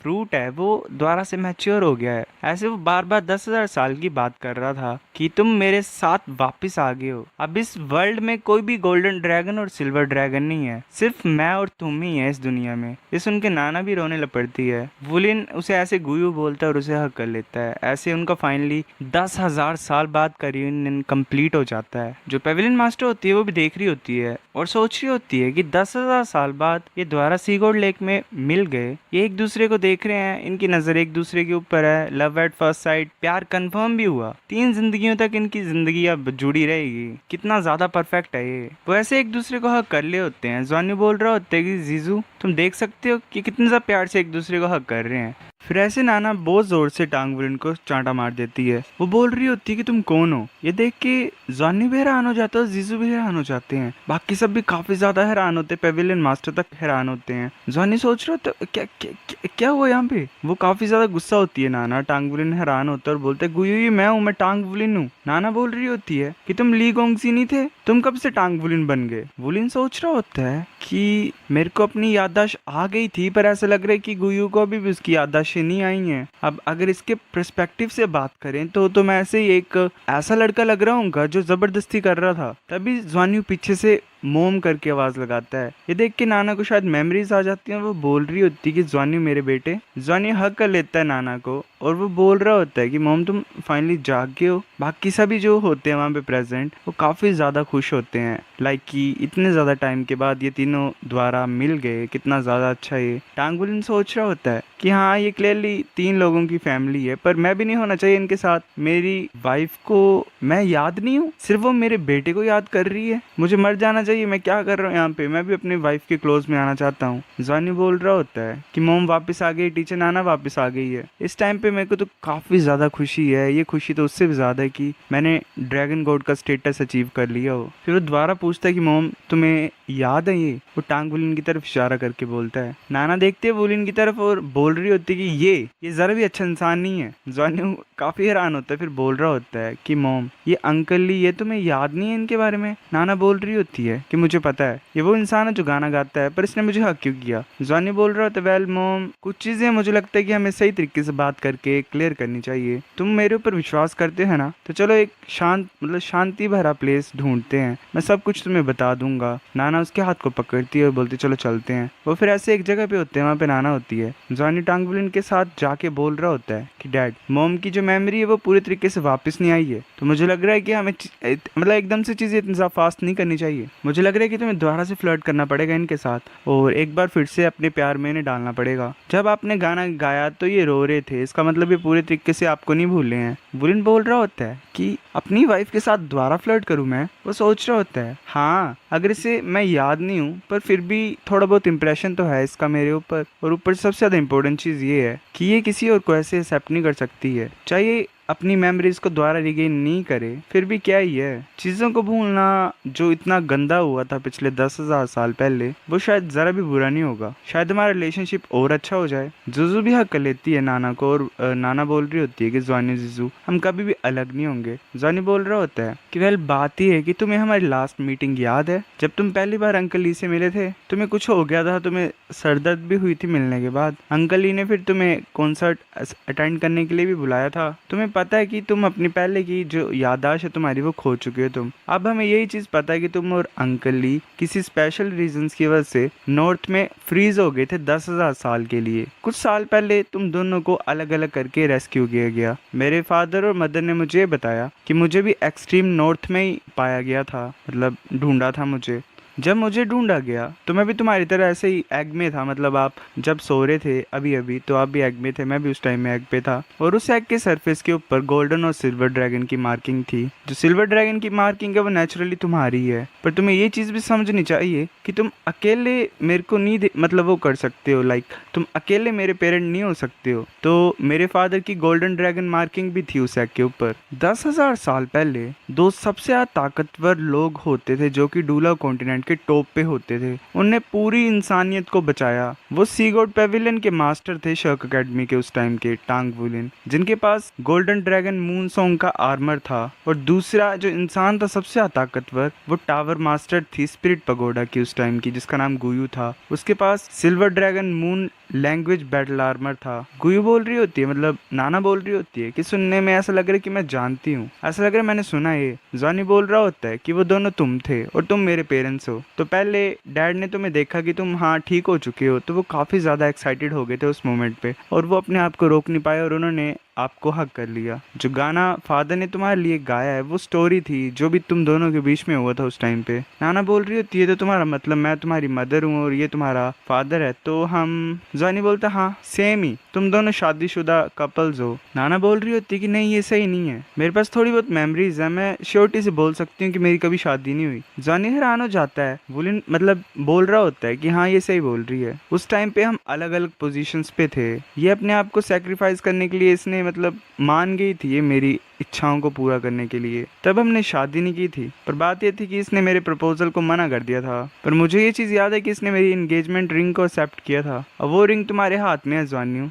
वुलिन जाता है उसके पास, जॉनी बोलता है कि हाँ मैं समझता हूँ, इसे वापस ले लो। टांग वुलिन बोल रहा होता है तुम्हें याद है मैंने तुम्हारे हाथ में पर्सनली डाली थी ये रिंग। इस रिंग को डालने के बाद तुमने अपनी आइडेंटिटी मुझे बताई थी और तुमने अपने इरादे बताए थे कि तुम पूरी इंसानियत को बदलना चाहते हो। ये सुन के नाना के सर में काफी ज्यादा दर्द होने लग पड़ता है और वो जोर से चिल्लाने लग पड़ती है। जॉनी ऐसे ही फिक्र कर रहा होता है, तभी नाना वहीं पे बेहोश हो जाती है जॉनी के कंधे पे। वुलिन बोल रहा होता है क्या ये ठीक फील नहीं कर रही है। जॉनी बोल रहा होता है डैड प्लीज कुछ मत बोलना अभी के लिए। ऐसा लग रहा है कि मदर स्ट्रेस को हैंडल नहीं कर पा रही है। ये पहले भी हुआ था, जब भी पहले की मेमोरीज आती हैं इनके दिमाग में तो इन्हें काफी ज्यादा सर दर्द होती है। वुलन बोल रहा होता है मैं समझ रहा हूँ, मैं भी इसी तरीके का था। वो अपने हाथ को नाना के हाथ से टच करता है और अपनी कुछ एनर्जी शेयर कर रहा होता है। वो बोल रहा होता है मैं कुछ भी नहीं बोलूंगा अब से, चलो इसकी साउल पावर को मैं थोड़ा बहुत ठीक कर देता हूँ। फिर ऐसे रात गुजर रही होती है। सो गाइस ये एपिसोड नाना धीरे धीरे अपनी आइज को ओपन कर रही होती है। जॉनी और टांगवुलिन देख रहे होते हैं। नाना बोल रही होती है कि मुझे क्या हो रहा है। जॉनी बोल रहा होता है मॉम किसी भी चीज के बारे में मत सोचो, आप जाने दो, सब कुछ पास था,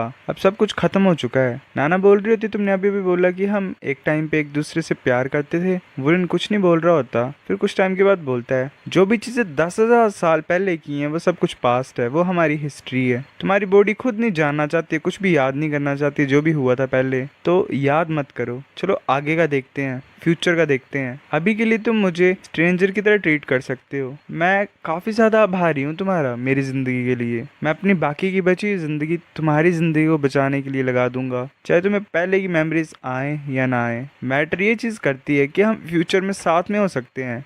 तुम्हें मुझे एक्सेप्ट करने की कोई ज़रूरत नहीं है, पर अगर तुम मुझे चांस दोगे कि मैं तुम्हें हर दिन देख सकूं तो उतना भी काफ़ी है मेरे लिए। नाना बोल रही होती है कि जो मेरी थॉट्स है वो थोड़ी बहुत मिक्स हो गई है, मुझे शांत होने के लिए टाइम चाहिए। वरुण बोल रहा था ठीक है अपना टाइम लो, वो चीज़ें करो जिससे तुम्हें ठीक लगे, कंफर्टेबल लगे। वैसे नाना बोल रही होती है कि आज Sea God Fate blind date conference है। जॉनी बोल रहा होता है कि हाँ मदर, मैंने अभी अभी अपनी ब्लाइंड डेट ख़त्म कर ली जीजू के साथ, और हमने जो है वो अपनी फीलिंग्स एक दूसरे के सामने एक्सप्रेस कर दी हैं। तुम्हारी अवेकनिंग इस टाइम पे कुछ ज़्यादा ग्रेट थी, तुमने हमारा सीन देखा। नाना बोल रही होती है कि तुम्हें जीजू को अच्छे से ट्रीट करना है फ्यूचर में। ऐसे मुझे कुछ याद नहीं है कि मैं पहले सील क्यों थी और तुम्हारे साथ नहीं रह पाई। ये पक्का तुम्हारे फादर की वजह से हुआ, उन्होंने मेरे को गलत तरीके से ट्रीट किया होगा। जॉनी सोच रहा होता है ऐसे तो मैं कुछ वर्ड्स बोलना चाहता हूँ फादर की तरफ से, पर अगर मैं ज़्यादा बोलूँगा तो मदर सिक हो जाएगी और कम बोलने से भी कुछ हेल्प नहीं होगी। वैसे बोल रहा था हाँ तुम्हें याद है उस टाइम तुमने भी सी गॉड कॉन्फ्रेंस को अटेंड किया था पहले। नाना ऐसे बोल रही होती मैं मुझे कुछ याद नहीं है। वो फिर ऐसे अकेले चली जाती है आगे। ऐसे फिर रात बीत रही होती है। जो एंकर होता है वो बोलता है ठीक है नेक्स्ट हमारे पास जूनियर ल्यूफेंग है, प्लीज आगे आओ। फीमेल एंकर बोल रही होती है कि तुम कुछ बोलना चाहते हो हमारी सी गॉड फेरी को। ल्यूफेंग बोल रहा होता है कि पहले मैं सभी सी गॉड फेरीज को शुक्रिया बोलना चाहता हूँ जिन्होंने लाइट्स मेरे लिए जगा के रखी हैं। मुझे स्टार्टिंग से मेरी एबिलिटीज के बारे में पता था, जो मेरा टैलेंट था वो बहुत ज्यादा कम था। जब मैं पूरी कोशिश करता था तभी मैं कुछ कर पाता था, मैं कुछ सीख पाता था। वो मेरा कैप्टन है, मेरा दोस्त जिसने हमें हमेशा हेल्प किया, उससे मैं धीरे धीरे कर पाया चीजें। और ऐसे इनर कोर्ट में आज का दिन एंटर कर चुका हूँ। आज मैंने उसे और जीजू को साथ में देखा, उनका फैमिली रियूनियन भी देखा। मैं काफी ज्यादा खुश हूँ उसके लिए और मैं चाहता हूँ कि वो हमेशा खुश रहे। और ये बात मेरी अभी के लिए मैं बोल सकता हूँ कि मैं सुटेबल नहीं हूँ एज अ बॉयफ्रेंड। कल्टीवेशन शायद मेरे लिए सबसे ज्यादा इंपॉर्टेंट चीज है मेरी जिंदगी में। स्टार्टिंग में जब मैंने कल्टीवेशन स्टार्ट की थी मैं चाहता था कि मैं किसी के पीछे ना रहूं, पर जैसे जैसे मैं बड़ा हो रहा हूँ मेरी जो थिंकिंग है वो बदल रही है। बाद में मैं एक चीज समझा कि जो कल्टीवेशन है वो मेरे अकेले के लिए नहीं है पर बाकियों के लिए भी है। एटलीस्ट मैं एक यूजफुल इंसान बनना चाहता हूँ। मैं अपने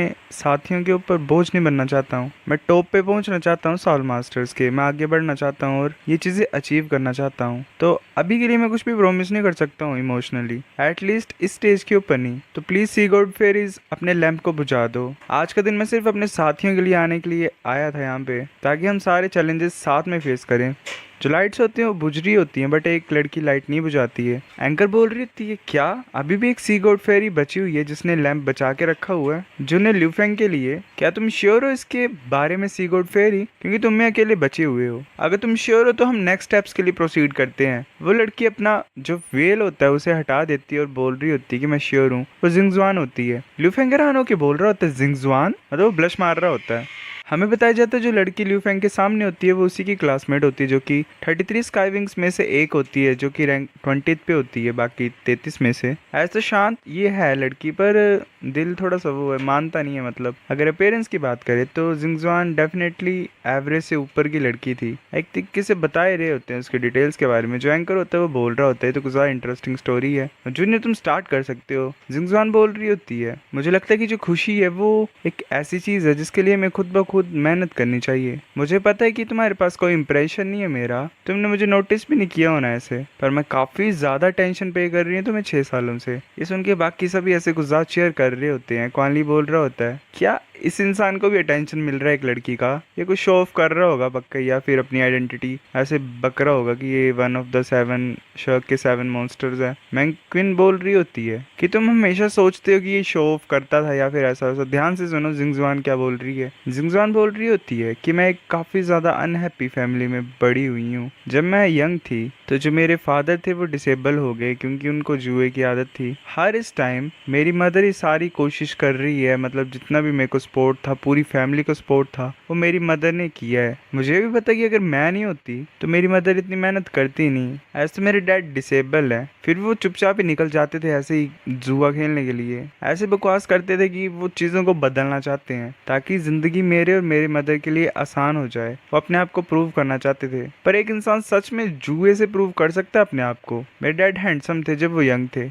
मदर ने बताया था कि वो और फादर साथ में थे। वो काफ़ी ज़्यादा खुश थे स्टार्टिंग में, जो कि उन्हें काफ़ी ज़्यादा प्राउड फील कराता था, पर बाद में चीज़ें बदलने लग पड़ी और मेरी मदर कुछ ज़्यादा डिसअपॉइंटेड हो गई। तो इसीलिए मैं बैरियर बना के रखती थी अपने आसपास भी। जब मैं पहली बार स्कूल में एंटर किया था तो मैंने तुम्हें नोटिस किया। उस टाइम पे तुम ज़रा भी आउटस्टैंडिंग नहीं थे क्लास में। तुम हमेशा क्लास प्रेसिडेंट के साथ में रहते थे। तुम स्ट्रॉन्ग थे, ब्रेव थे और सेल्फलेस इंसान थे। तुम कम्प्लीटली मेरे फादर से डिफरेंट थे। अगर तुम मेरे साथ होगे तो फ्यूचर सही होगा। मैं हमेशा तुम्हारे एफर्ट्स को देखती रहती थी पीछे से। तुम कम बोलते थे, तुम एक्शन से अपने आप को बताते थे। बैटल के टाइम पे तुम कम्प्लीटली, जो तुम्हारा ओपोनेंट था वो तुम्हें हरा रहा था, पर तुमने गिव अप नहीं किया, तुम लड़ते रहे। उस टाइम पे तुम सिर्फ 14 या 15 साल की उम्र के थे। बाकी स्टूडेंट्स ने भी, जो डिफरेंट ग्रेड्स के थे, उन्होंने उस सीन को देखा था। कुछ ऐसा बोल रहे थे कि तुम पागल हो जिसकी कोई थॉट्स नहीं है। बाकियों के लिए भी नहीं, तुम्हारे लिए भी नहीं। मैं तुम्हें इसलिए पसंद करती हूँ क्योंकि मैं भी तुम्हारी तरह इंसान बनना चाहती हूँ। मैं भी स्ट्रॉन्ग बनना चाहती हूँ तुम्हारी तरह स्ट्रॉन्ग, ताकि मेरा दिल जरा ना घबराए। मुझे पता तुमने मुझे कभी नोटिस नहीं किया था क्योंकि तुम्हारी सारी ताकत तुम कल्टीवेशन पे लगाते थे, पर वो चीज़ ज़्यादा इंपॉर्टेंट नहीं है। जैसे तुम अपने आप की तरह हरकतें करते हो, उस तरीके से तुम्हारा फिगर है वो मेरे दिल में छप गया था। अगर मैं इस चांस को मिस कर दूंगी तो हम कभी अपनी ज़िंदगी में एक दूसरे को नहीं देख पाएंगे। वो फिर ऐसे बोल देते कि लुफेंग मुझे तुम पसंद हो। जो एंकर होते हैं वो बोल रहे होते हैं ये लड़की कुछ ज़्यादा ब्रेव है। बाकी लड़कियां बोल रही होती है कि हाँ ये सिस्टर कुछ ज़्यादा ही कमाल की है। एल्डर बोल रहा होता है कि मास्टर जो सी गॉड ब्लाइंड डेट है वो कुछ ज़्यादा एक्साइटिंग नहीं चली हुई है। लुफेंग ऐसे चुपचाप खड़ा हो जाता है और बोल रहा होता है मैं क्या बोलूँ इसमें। जिंगजुआन बोल रही होती है तुम्हारा आंसर क्या है? लुफेंग बोल रहा होता है मैं। जिंगजुआन चुपचाप सुन रही होती है। वो बोलता है जिंगजुआन शुक्रिया। मतलब वो नर्वस होती है कुछ ज़्यादा ही। तो गाइस ये एपिसोड इतना ही था, मतलब इन्होंने बीच में छोड़ दिया, पता नहीं क्यों क्लिफ हैंगर पे छोड़ देते चीज़ें। अब नेक्स्ट चैप्टर आता है तो मैं लाता हूँ उसे कुछ दिनों में, तब तक के लिए आप वेट ही कर सकते हो। और क्या ही है, लाइक कर दो इस वीडियो पे 1000 लाइक्स। मिलते हैं आपसे कुछ दिनों में। बाय।